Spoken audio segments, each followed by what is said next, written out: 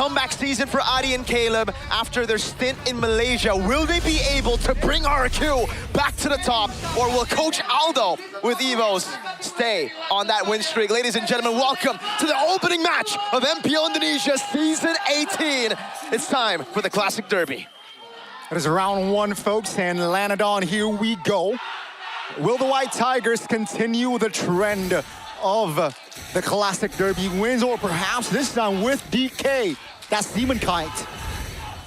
Perhaps that pattern will break. Yep, Joshua is taking a bit of beating here, but it's all good.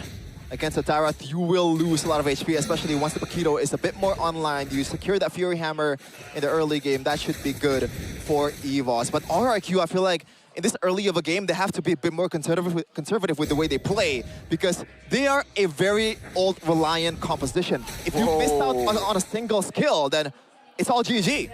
We only have one vote for RRQ. Sorry to cut you off there, but that is still very odd to see, Sheffin. But that's, yeah, it's Pak Pulung. So Pak Pulung thinks that EVOS will win. Oh, yeah, you're right. That's how it works. Fortunately. The twist. The twist. First minute is in, folks. Nothing too crazy. You know, no spells are open. Well, at least not the Retribution, but apart from the Retribution, but you know, talents-wise, or anything stood out? Yeah, just what I said earlier. Randy is rocking a pure enabler utility build here as Albert. Just a bit of poke. So it's going to be a tank emblem with a Brave Smite. So a full-on trying to survive kind of mentality here for this Tyroth and let Albert cook most of the time. But the problem is, once again, RRQ, they're a window-based composition, obviously very reliant on the ultimate, but at the same time, this tower also works the same. That's a Petrify, finding Mueza, immobilized as well. Here comes Albert from another flank. That's gonna be Sae taken very low. Pops the flicker to get out. No first blood just yet. Whoa! But this looks like an open turtle for EVOS. That's gonna be Joshua popping the Purify as well. A big win there from that fight. And it's EVOS with the tempo back again. If we take a look at Randy and this EVOS lineup, they really love to play around that tempo. Erlan on the weak side, that's what makes them good. And again on this Melissa, it's gonna be a tough question to ask for Arthur, even if you're in a winning matchup, to push him through.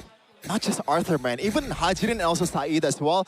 It's a Purify Melissa with a go away. There's no way you're going through that. Oh, that's the Wraith of Dryad locking Hajirin into place. And that's gonna be first blood here for Albert. Damn. I mean, EVOS. I mean, it's classic Mueza. Even in Dewa, there are a lot of questions about this transfer, but one thing's for sure, though. Early on in the season, he's always good. It's the later half of the season, that consistency that becomes more of a question for Mr. Mueza. But it's EVOS really just capitalizing on this early win, pushing through into the jungle, and giving Erlan all the space he needs to out-lane Arthur. Again, this was a big point of discussion. Putting Arthur in a lane against Erlan on the signature pick. Saeed. Uh-oh, here's time. Seems like RRQ will strike back. They find a kill. In the mid lane, EVOS cannot find a trade there, so it's a 1-for-1 though. It's just the roamer from EVOS, Mueza, who got taken down. But at least the timer works for RRQ because they can just cycle to the turtle fight. Arthur, though, taking a lot of beating here. Yeah, the gold lane, but popular, right? Purify. That's going to be Albert, though, looking for an engage. Doesn't find the connection. Erlan popped the ult. So, again, it's just a trade of skills. I feel like it really depends on who strikes first here in this kind of composition for both sides. Oh man, Randy didn't even build the Fury Hammer. It's a full-on utility Tyroth here with the Silenced Robe. Aside from that, nothing too crazy from the looks of it. Yeah. And yeah, nothing too crazy. It took the keys to victory to heart. Play for Albert. Give him space, enable him. The Tyroth pick was exactly what they wanted to go for. I mean, according to the keys to victory, right? Albert gets a little bit of physical defense shred from Randy's second skill. The whole team plays in peel as well. So even if RRQ try to re-engage, Erlan's gonna be there with a go-away to stop this implosion. And that's why for Saeed, it's crucial for him to find the right moment, to wait for everything to be used. And now it's up to RRQ. Mueza! Wow! That's the stop right there. Mueza finding the right timing. Here comes the Kadita looking for an engage. That's a knock up on towards the roamer though, but here comes EVOS. The rest of the players, Demon Kai doesn't find the connection. Ajin taken down twice this game. DK now shoot away by Randy. Open turtle again for the White Tigers. This is a stomp of a fight as Mueza starts things out. RRQ weren't ready for that setup. And now they go on to Arthur. Oh no, 2v1. Side is there to cover. Here comes the implosion. Finds two. Whoa. Arthur goes down regardless. It's a 2-for-1. Finally, a favorable trade for RRQ. It's favorable, but I feel like it's still worth it for EVOS. Look at instant conversion from Albert up top, and it was Erlan who was able to stay alive. Yeah, not looking good at all for RQ right now. You cannot conceal out of the wrath of the Dryad, man. Mueza has been very trigger happy, and for a good reason. Whoever strikes first will almost guarantee the victory, and unless you mess up at the engage. This is a Tigreal versus a Belleric matchup, a roam off in this classic derby. That's why we brought it up before the game started. You know, who's going to have a better time, the Belleric or the Tigreal? And so far, if you look at the KDA, you'd say maybe it's 50-50, but no. Mueza's been the man to set things up also brilliantly for Airline, for Drian W to get these sets. And then Rendy comes in as the executioner, where you would think it was going to be the Paquito. Yeah, that's the thing, man. Belleric, you can play it actively with the Flicker as well, but in terms of playing it reactively, I feel like Belleric triumphed just a little bit over the Tigreal, especially with the amount of tankiness that Belleric has compared to the Tigreal. So they can be a bit more flexible with the way they play EVOS. Now it's very difficult Hirara to... Oh, Drian, help you. Oh, they're going in on towards Joshua. The mid turret, though, was the target. Still able to be defended. But again, 6 minutes in, almost 7. It's a healthy lead for the White Tigers. 2K gold is the difference.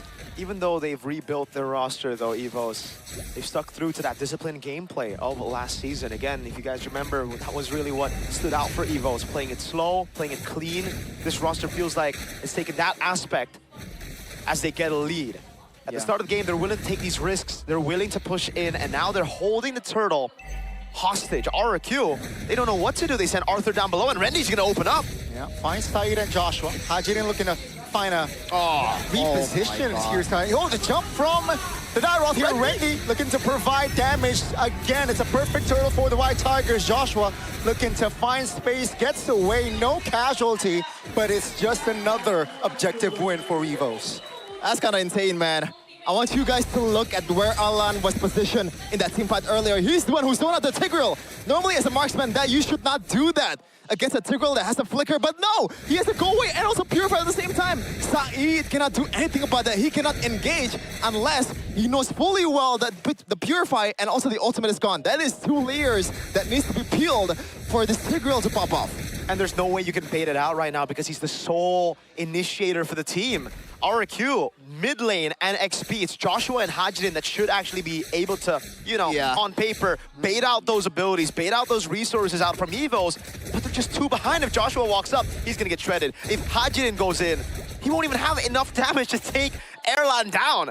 Bro's chilling in the back. This is supposed to be a good pick against the Melissa, but not if you lose out on mid-prio. We have to go back to the fundamentals now, right? The Tigreal, the Kadita in a teamfight scenario can be great, but they lose out too hard in their own lanes. They're gonna be too far behind to actually even threaten anyone from EVOS. Yeah, and layering the CC is not even an option for RRQ right now. Especially if Mueza does a good job in peeling for his team.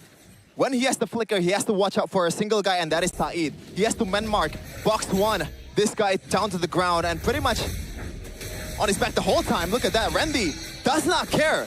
He wants himself to be ulted. He wants to bait out the resources. And it's because he's built that utility build full on. No damage, not even a Fury Hammer that you mentioned earlier, Sheffin. It's a Radiant Armor Rush, so there's no risk of him walking up. You saw the Kadita splash him with water, and it really just felt like that, like a little boy splashing water on you on the pool.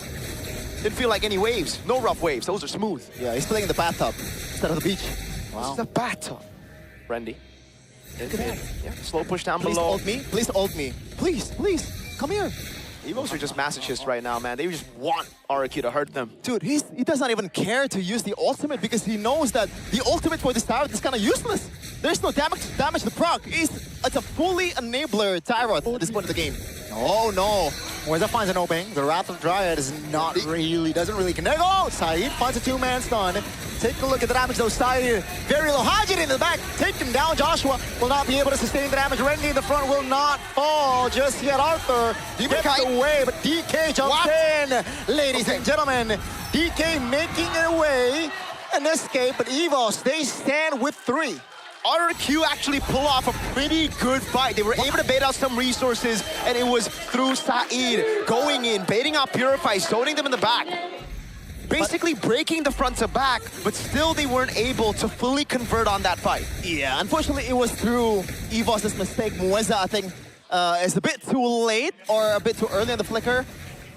Yeah, he has to be a bit more precise from now on because if that connects, it would have been a different story for EVOS, man. They might be up like 4K, 5K gold lead by now. But yeah, good job by RRQ at this point of the game. Any equal trade is a good trade for RRQ, despite the late game might not even favor them. And this is where Drian W needs to start being very, very safe. Saeed can still pick him off, right? He can't pick up Erlan, but he can go for an easy pick-off on the Eudora. That's why both of them, Drian and Erlan, need to play together so that Erlan can purify out of that implosion, then get Drian into a safe spot with Go Away. And by the way, oh, hold on. Amazing poke. Hirata's down below. They were going to force this. Yeah, it seems like that's going to be the call. Saeed pops the conceal to at least bluff. That's a taunt, that's a stun. That's going to be the damage coming in. Rajirin finds the burst. Saeed falls. That's going to be Demon Kite in the back, trying to provide damage as the Lord will be slain by Erlan. And now Arthur, the No Man's Land, still able to find a route to safety. But it is EVOS again who will strike. Oh God, that was an early retry, I believe, from Demon Kite. Yeah. It was a 1v1 in the Lord Pit, and he wasn't able to secure it against the Melissa. And this is a Melissa, by the way. It's a marksman that uses the Trinity build, so the basic attack damage is not really that much compared to the critical marksman usually. So there's absolutely no reason for DK to lose that retribution.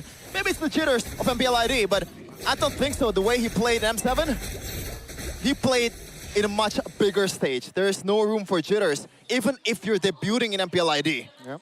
I mean, to play devil's advocate, it was on utility junglers. It was on more of a comfort pick now. As he has to play the Hirata, it might be different. In a crazy brawl, chaotic server, is going to be much more difficult, man. Erlan walking up now, trying to siege that turret down in the mid lane as they have a Lord down below. Taking it slow, though. Again, classic EVOS from Season 17. Let's see, it's going to be the first Lord rushing on towards the bottom lane. RRQ, though, will find composure and defend it. It seems like Evo says, you know what, let's not force anything. No opening, let's back off. Rinse and a reset for EVOS right now. Not the biggest gold lead. Not that big of a gold lead, to be honest. Nope. From the way I feel like RRQ is playing this game, but now Side getting spotted up. Whoa. Thunder's Wrath even used up down in the bottom lane. Hajidin! Again, the spacing from Erlan has been amazing. Here comes a jump from EVOS. Two-man dive there. Arthur, here comes a blazing duet with Arthur popping the old EVOS. Now backs away. Finds the turret, though it is not the far lane turret. So that's a small dub, but take a look at the gold lead EVOS. They're healthy, 5,000 gold lead. That's a lot. Oh God. Renly even walking up. That's going to be the orange buff take by Albert. They want more. Wait. They get a base turret down below. They want the 4-lane, Gani. Yeah, it seems like they will siege the turret. They will gladly take it. And RRQ, they have nothing to defend that far lane turret.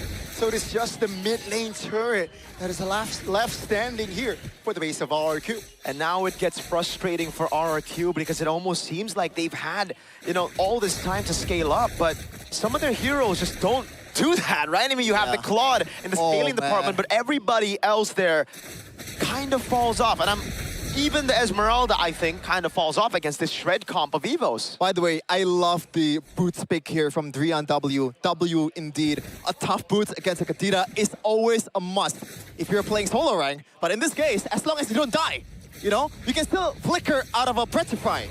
So it's super easy for him to get out as well. The only thing that can actually kill him is probably Arthur. But in this case as well, let's take a look at the item from Arthur. He has not secured a Wind of Nature, or like a Rose Gold Meteor, or even a Wind of Crown. Saeed. Yeah, looking for an opening, has immortality. That's a pressure 5! Finding the burst damage. The mid laner from EVOS is out. That's gonna be RRQ now with the men up. Can they convert? Seems like the damage from Erlan is still significant.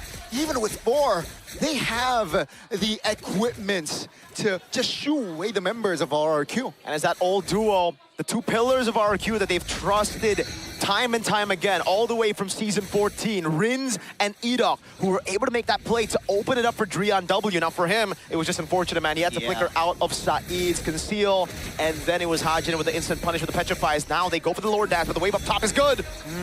It's going to be Erlan. tricky here. Calm down. Erlan. Providing damage. Hold That's on. gonna be Joshua taking very low. RRQ now repositioning. Saeed is just sandbagging the damage here. Rendy, great peel there from DK. Wow. And RRQ, they still stand with 5. Slow and steady wins the race. They know that RRQ, even with a man advantage, couldn't go for the Lord. They have no damage to burst it down, so they just wait for Drian W to come back up. They rely on the Melissa and they play around Erlan. Yeah. It feels very upfront and honest here. RRQ, the only thing they can do is wait out for the mistakes, wait out for the resource to burn by itself, which is really not good in this stage of the game, man. You cannot build a winning composition through that 5K gold lead for EVOS, and this just might be the last load of the game. 16 minutes has elapsed. They have all the gold in the world and also all the items. Everybody's stacked up, probably, except for Mueza. Look at this, Randy. All in. Crowd control. Onto his ready, and he survives! Take a look at Albert. The Paquito is providing hella damage. DK looks for an angle, doesn't find the connection to take him down. That's a taunt by Mueza, locking DK down. And here comes EVOS with a full-on Lord, marching on towards the base. RRQ, can they defend with 4? That's gonna be EVOS now finding the mid-turret. RRQ now looking for an opening for Saeed. The burst damage from EVOS is just too good. And ladies and gentlemen, in round 1, the White Tigers will drew first blood. The win streak looks to be continuing, but it is a full best of 3.